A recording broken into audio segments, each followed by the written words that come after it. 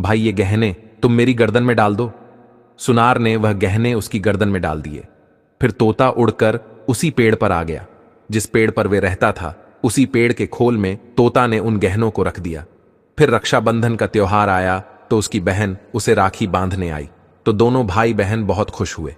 तोते ने सारे गहने अपनी बहन को दे दिए। गहने पाकर बहन बहुत खुश हुई। फिर उसने पूछा कि तुम्हारे पास यह गहने कहां से आए? तोते ने कहा, मेरा एक दोस्त है, उसने मुझे बनाकर दिए हैं। फिर बहन खुशी खुशी घर चली गई।